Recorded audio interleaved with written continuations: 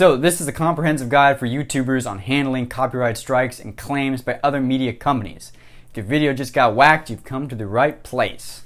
Now, if you just got a claim by a record label, I salute you, my friend, but I cannot help you. Good luck. But if it's a media company, we can play ball. The first thing you're going to do is you're going to dispute it. And you're going to dispute it right away through YouTube's system. And I know it's going to seem scary. They're a big media company. They got a lot of employees. They got a big name. They got a lot of money. And it's going to, you got to be brave, my friend. You got to be brave. You got a little engine that could. David versus Goliath. But you're going to have some stones. And I'm going to give you some magic stones. Some magic stones. So the first magic stone I'm going to give you is one, the individual that claimed or struck your video probably knows less about YouTube's content ID system and copyright law than you do if you're watching this viewer. They are most likely either an intern or 25-year-old that has some fancy title like digital content media strategist.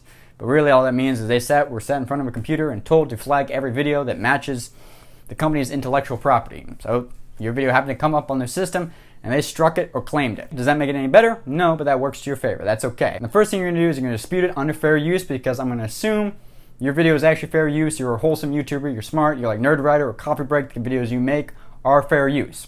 Now, if you're scared what fair use is and you're like, I don't know, here's a quick primer on fair use. The court looks at 4 different things. 1, is the video transformative in nature? Meaning, is it educational? Is it, criticism? Is it commentary? Those kinds of things. 2, is it a published or unpublished work? Meaning, if you, snuck into the Washington Post offices late at night, broke into the computer, downloaded a Beijing video they were working on and then uploaded it, the court's not going to view that as fair use at all. 3, the amount of intellectual property you use from that media company. Now you could say, I only use 7 seconds, it's not that big of a deal, but if those 7 seconds was a Vine that you use, and the Vine is only 7 seconds, that means you use the entire video.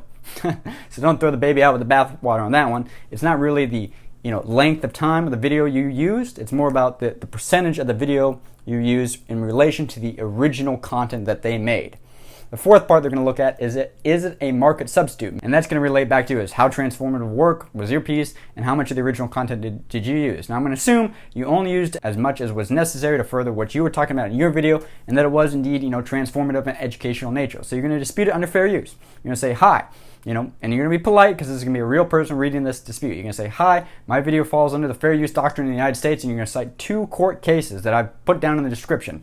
2 court cases are the main ones that set the precedent for fair use in the kind of digital era. One is the famous H3H3 case, the Klein, that's a real case, Klein versus Hazendock in the Southern District of California. Actually, no, it's Southern District of New York. That's where they actually took the lawsuit. SDNY. And then the second court case that you're going to cite is 3 Equals LLC versus Juka Media. That's right. Juka Media also tried to sue over fair use and lost. These 2 court cases fall heavily in favor of fair use and work to your advantage. So in your copyright dispute against this media company on YouTube, you're going to say, please remove the copyright claim on my video, or please remove the strike. This is fair use. See the court cases. You can reach me at phone number or enter an email. Second part is you're going to go on Twitter. Let's say it's The Atlantic that has copyright claimed your video. You're going to search on Twitter in an advanced search, The Atlantic Social, Atlantic Curator, Atlantic Social Media, and you're going to try to find individual employees that work at The Atlantic that have something to do with their social team. Then you're going to reach out to them and try to DM them. If you can't DM them, that's okay. Just tweet at them. Say, hi, there was a mistake. My video got claimed or struck. Please lift this copyright claim. It falls under fair use, and you're going to attach screenshots to the tweets that you send them. They're going to get nervous. They're going to escalate this up. They're going to escalate it up to the legal in the media company. The legal and the lawyers are going to look at it, and they're going to realize, ooh, this isn't worth the risk. Release the claim. This is going to take some time, but that's okay. They actually have 30 days to respond on the YouTube system, but you're going to hit them on both fronts. You're going to hit them through the YouTube system, and you're going to hit them through Twitter, and you're going to make sure this gets escalated up through the media company. Media companies are big. They got a lot of people. They're very bureaucratic, and the best way to do it is be tactical, pursue the social team, catch the social team's eye, and get them to escalate up to the lawyers, which they will do because the social team, as I said earlier, is not that well educated on copyright laws themselves. They've just been told what to do. And if you're thinking, well, what do I know? Well, I've worked at arguably one of the top 3 digital video media companies in America. I've also worked at one of the top legacy media news companies in America, and I've worked at one of the largest digital media distribution platforms in America. So I know a lot of people in this space. I know generally what they're like. Have confidence, my friend. You will get this copyright strike lifted. You're in the right. It's just being tactical and deliberate about your dispute. 2-pronged attack. That's what you're going to do. You're going to dispute it, and you're going to be polite. Be polite in the emails, be polite in the tweets, and be polite reading it on YouTube system, because it's real people that are actually going to read it. It's not going to be machines. Nonetheless, let's say you do all this and you haven't heard back from them. and you're worried, they're taking all my money, that's okay. In reality, on YouTube, what happens if you dispute the claim right away, as soon as you dispute it, all that money that video is making is going to go into an escrow account, essentially an escrow account. And once they release that claim, all that money that's been generated over that time it's in dispute will go back to you, so you will not lose any money during that time. So don't worry. If on the very small percentage that they do not release the claim, do not fear. One, it's going to get released. 99% of the claims that you dispute that are clear fair use, and I believe in your case probably they are, viewer or other YouTuber that's watching this, I'm sure it is fair use, it will get released.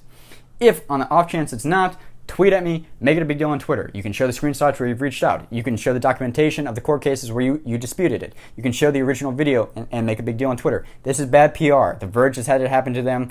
BBC News has had it happen to them. Washington Post has had it happen to them. They don't want to make a big deal of it. So if they still won't release the dispute, feel free to tweet at me at BostWiki, tweet at Philip DeFranco, tweet at H3H3, make it a big deal on Twitter, and then once again, I'm sure it'll get released. So there you go. There's a kind of comprehensive guide to disputing a copyright claim against a media company. I know they may be big, they may seem scary, but don't worry, you got this. You can click around for another video. Thanks as always for watching, guys. See you tomorrow. Bye.